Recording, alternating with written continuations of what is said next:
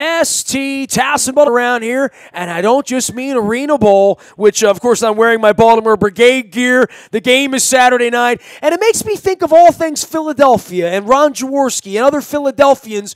And lo and behold, my pal Mike Tanier from Bleacher Report has made the trek down here from the home of the world champions to peek in on the Baltimore Ravens, the home of, well, I don't know. We're going to find out. You can follow him. He is a run-and-gun gangster in a sad, restless age. He is a patriot on the right side of history. If you follow him on Twitter, and he's been at Owings Mills for 48 hours assessing the national look at the Lamar Jackson, Joe Flacco debate. Dude, it's fascinating to me outside of Baltimore to see people that haven't watched practice to come in and assess Lamar Jackson as the Week 6 starter around here. But I think anybody that comes in and sees Joe Flacco standing upright, and I know you're a Flacco supporter from up there in the Jersey side of the Philadelphia Wars, as his former algebra teacher. Is that correct, Mike? Calculus teacher, actually. I taught him in his senior year, yeah. Yeah, I didn't get to calculus. I barely got through Algebra 2, my friend. But but you've watched this whole thing, and Flacco has a little Jersey FU going on right now, I think. And I think Joe Flacco is going to respond nicely to all this. Yeah, he has a little chip on his shoulder about this, and it's unusual for Joe to have a public chip on his shoulder or to have anything on his shoulder, really, publicly. But, you know, he has pushed back a little bit against Lamar Jackson mania. And I'll say this, I'm a Joe Flacco supporter. I'm a Lamar Jackson supporter. I'm a supporter of good quarterback play and good athletes. But you're right. You talk about sort of this national perception and people who are evaluating this quarterback situation based on, you know, stuff they saw last year, or college football games they watched on Saturday, or a couple gifs they saw on Twitter or whatever. It's a different situation. You get in there, you watch a couple days, and you start getting a little more in touch with the reality of what a rookie quarterback needs to be able to do to move forward and to become somebody who's capable of starting in the NFL. Well, look, for you and our pal Doug Farrar and any of the other nerds that are breaking down tape, I had Baldinger on earlier in the week. This is going to be a fascinating case study for Flacco, for Harbaugh, for Marty Morningwig, for the offense in general, for the running game, for these wide receivers. Boy, there are a lot of I have never looked forward to preseason football more than I have. I'm trying to figure out who's standing where, who's wearing what number. But I am the Joe Flacco apologist of all apologies. My favorite all-time Baltimore athlete for a million different reasons, in a lot of different ways, and I will support him as long as as I feel like I should or could. I like what I'm seeing from Joe Flacco. I really do. I think this is going to be a really good year. I think it's going to be a fascinating study as to how they utilize this offense and decoy and have that slash thing that they're going to build for Lamar Jackson. And I'm going to be interested to see him chuck it around here the next 4 or 5 weeks, because he's going to play a lot of football the next month and probably not going to play a lot of football after that.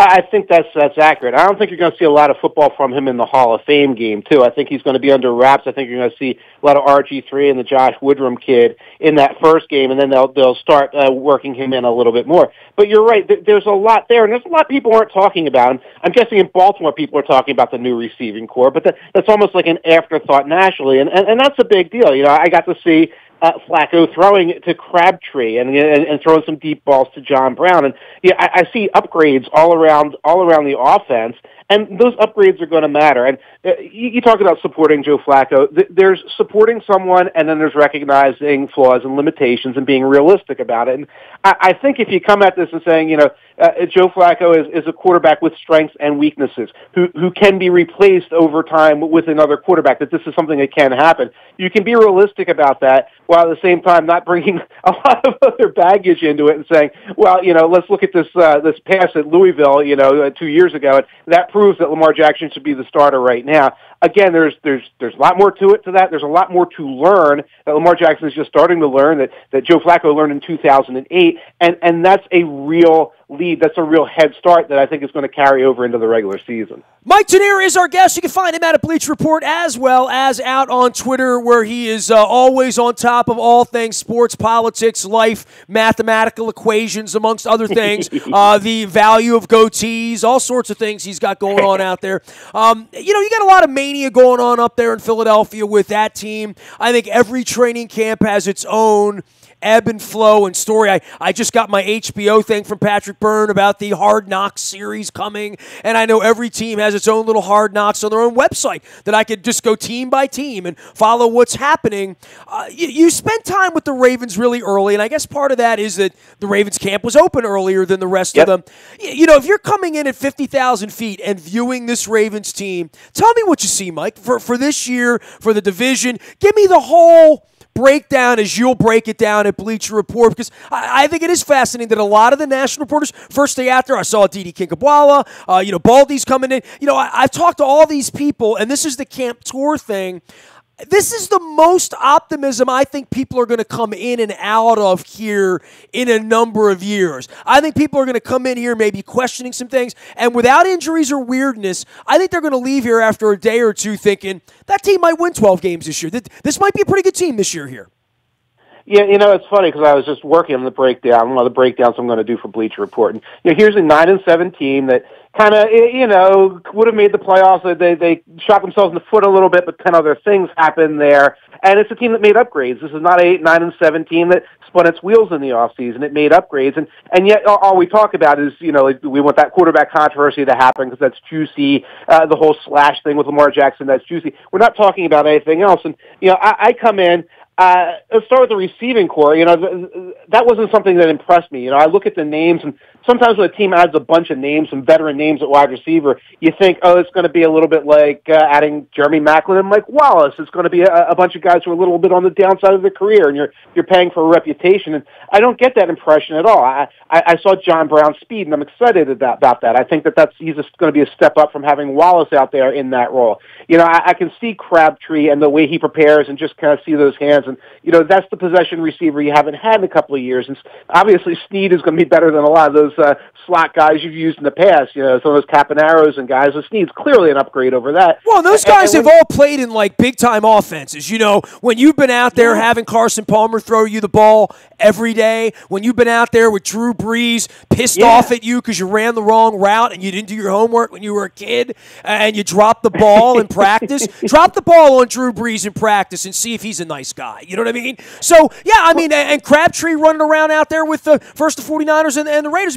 These are professionals, right? And I think part of that's been a little overlooked around here as to what the potential of those guys are because, dude, we've had a lot of turds around here. I ain't telling you nothing you don't know. We've had a lot of DeVar Darling. We've had a lot of Clarence Moore. We've had a lot of Travis Taylor. We've had a lot of Rashad Perriman. You know what I mean? So to get excited about wide receivers, it's not something we do around here. You're from Philadelphia. It's like you get exciting about winning Stanley Cup. Oh, that's right. You don't do that. I just got to take a cheap shot at Philadelphia while I get a chance, Tanier. You know that. Yeah. And if it was any one of these guys, it'd be like, you added a veteran receiver. But you added three of them. And also creates competition. I think Chris Moore's looked very good. I think some of the other young guys have looked pretty good because now they're responding to this. You can also see what everybody's role is. You can look at each receiver and say, I know what this guy's role is. And they're professionals. They played in high-powered offenses, and they're not baggage guys. I think Mike Wallace played pretty well for you guys, but let's be frank. He was a baggage guy. He came to you because he was available. Maclin wasn't a baggage guy, but he was injured goods at that point. He was really on the downside of his career. You weren't getting those guys. That's not what you get in these what's cases. Funny about that is they both came advertised as such, and I sat here and watched it. Mike Wallace is a much better guy around here than Jeremy Maclin was. For the team, for the culture, for the that's fascinating, right? Because Maclin came with this immaculate, came from the Andy Reid school of Andy Reid, and everything was going to be cool, and he never fit in. It really is fascinating. And Wallace came as, malcontent this, Pittsburgh, Minnesota, Miami, the whole deal, and I found it to be the exact, it's weird, right?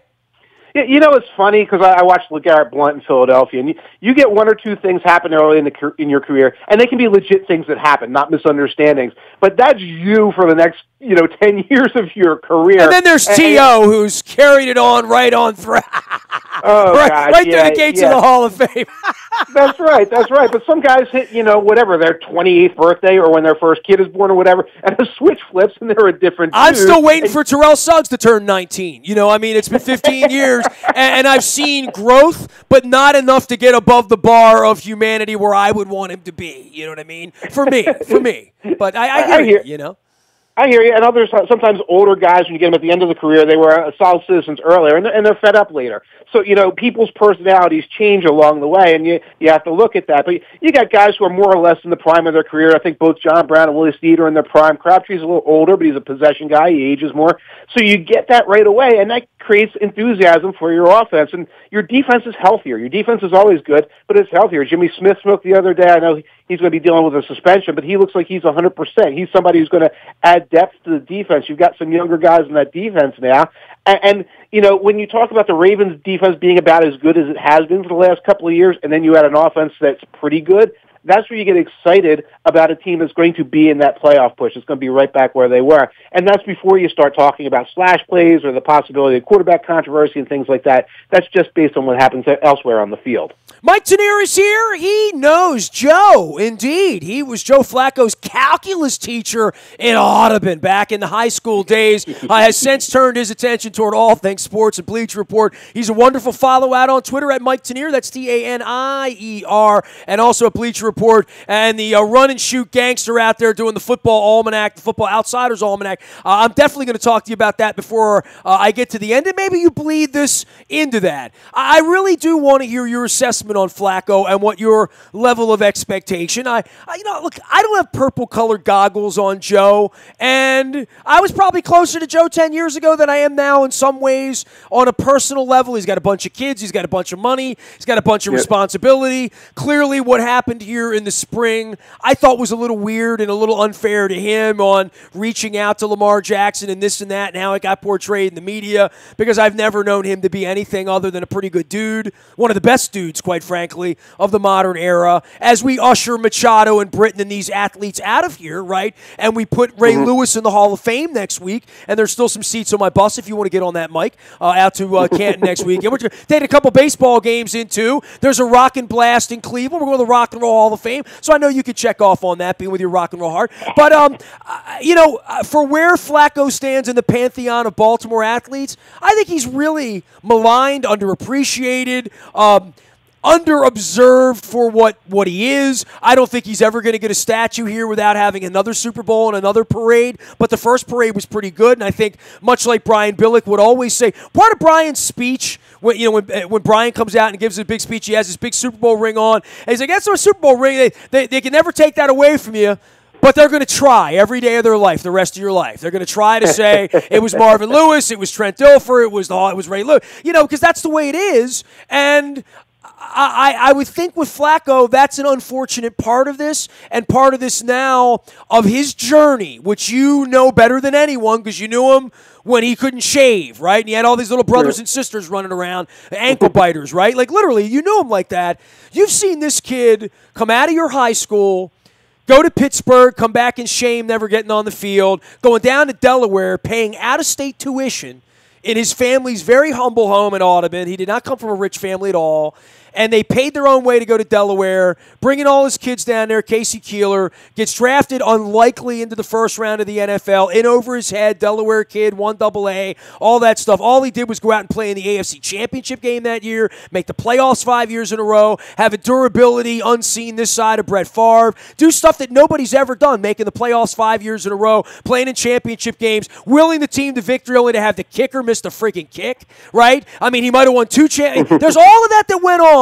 And now we're going to draft this run and gun gangster, and we're going to do the option, and we're going to do all that. And Joe, here, go sing for your supper at $25 million a year, and go deal with the team. And Joe takes it on like, all right, let's go see, let's go play. You think his 22-year-old kid's going to beat me out? I mean, are you nuts? Are you out of your mind? And I feel like that's the next hurdle for Joe, in the same way that Eli Manning's won two and he'll never be paid. There's just Joe's going to be unappreciated because Joe didn't act like an ass and didn't act like T.O. and didn't beat on it. Joe's never going to be appreciated here. And I think Joe's going to go out and win 12 games and have I am not making plans to go to the Australian Open in January, Mike. I'm not. I'm not going to Melbourne with AC/DC. I'm not. Well, a couple of things. First of all, I think Joe Flacco is always shaved. I think he came out of the womb shaving. He was always 6'5". Secondly, he was always 6'5". Secondly, it's Audubon, not Audubon, so I just have to do the correction there, the local guy thing. And I so didn't want to get that wrong. I'm ashamed. And quarterback legacies are complicated. Joe Flacco is obviously the best quarterback in Ravens history. He may be the second best quarterback in Baltimore history besides Unitas, obviously, and that's a bar you'll never go across. And then you have to look at, you mentioned all the things you talk about, which are true, that biography of him. And then you have what kind of calcified around him and his reputation after the Super Bowl, after he signs a big contract, after that contract becomes the one that we all kind of like poke at because we all have to be on Twitter like experts in caponomics and stuff like that. Then the whole, is he elite thing kind of becomes a meme and a joke, which I think is interesting in its own right, that he sort of becomes the bellwether for like the average quarterback or the above average quarterback or the non-Brady quarterback, however you want to do that. Well, you can use the elite word. Just throw that out there because that's the word we use, elite. Yeah, well, what does elite mean? And that's why your PFT commenter gets such a joke out of that, because it becomes this sort of angry, weird, almost like four-letter word, backhanded compliment that you throw at Eli Manning. And it did it at the same time as Flacco, and you throw it at Flacco. Then you throw it at Kirk Cousins. Then you throw it at whoever's not Aaron Rodgers, Tom Brady, Drew Brees at that moment. And no one knows what it means. And if you're an NFL quarterback with a Super Bowl ring and 9 years of starting experience, you're an elite quarterback. You're one of the top 100 in history, top 75 in history, whatever. That's as elite as you can get. And all the other stuff, and even what happens this year, the reality of the business is you're a 33-year-old quarterback coming off some bad years, coming off some injuries, coming off some questionable years. They're going to draft your replacement. It happened to everyone. It happened to John Elway a couple times in his career. That's part of the business, and that's part of the reality. When you talk about legacy, whatever happens this year, next year is a lot of that negative stuff fades. You see with T.O., the negative stuff disappeared with T.O. Like, no matter how goofy he is, it's lovable now. Here in Philly, we saw it with Donovan McNabb. You don't get the Donovan McNabb haters that you got in 2007, 8, 9, 10, 11. It's more like, I kind of remember that Super Bowl season. Well, Rush Limbaugh still hates him, but he hates everything. So there are haters who are just professional haters. You're going to get that in the world. Everybody else, the reality starts to set in, and you start looking at the accomplishments, and you see who this guy is. So, Joe Flacco may get a statue in Baltimore. I think he probably deserves a statue in Baltimore, and it'll be remembered that way. And again, that's win, lose, or draw of how the next season or two plays out. And that whole thing about did you text him in time to welcome him on the team, that'll become water under the bridge. That's the stuff we talk about because we have to talk about something in April and May. Well, and in talking about all of that, then there's what happens to the rest of this script and how this thing's going to play out in a very awkward way for trying to transition a young quarterback. To your point, if you go out there and watch Lamar Jackson run around, he looks like a rookie quarterback that every team in the league passed on once, because there's going to be, if he had to go out and quarterback this team this year, they'd be 3-13, right? If he didn't get hurt first, which is the next question on him, right? So, this anointing of Lamar Jackson as the next Hall of Fame, I just find that to be a fascinating narrative in the aftermath of the draft with a Super Bowl quarterback who hasn't had health, hasn't had a lot around him. Now looks like he has better around him, better health, maybe a running game, maybe a challenge under him. I like where we are in the book here. I wrote the Purple Rain 2 thing as to where we were then. I'm writing the Peter Principles where the Orioles are, and they're getting dismantled right now. This is a fascinating turn for this franchise, having watched this for 23 years now, that Ray Lewis is going to the Hall of Fame next week. They've got this kid coming in at quarterback trying to displace this other quarterback who played with the legend. You got Suggs on the way out. Weddle's trying to figure it out. Yonder's trying to figure it out. Certainly Harbaugh's trying to figure it out. And DeCosta's about to inherit this. We have two kingdoms here with the Orioles and the Ravens in Baltimore, Mike, and I know you're a ball fan too, that this really, it's when you get out the magnifying glass and the telescope and try to figure out where this thing's going for the franchise. But I like where the Ravens are right now. I really do. And I like a feisty on the hot seat Harbaugh, and I like a feisty on the hot seat, I still think, with some fire and 5-6 years of football left in him in Flacco. I like everything about this setup right now. And then they have to go out and play.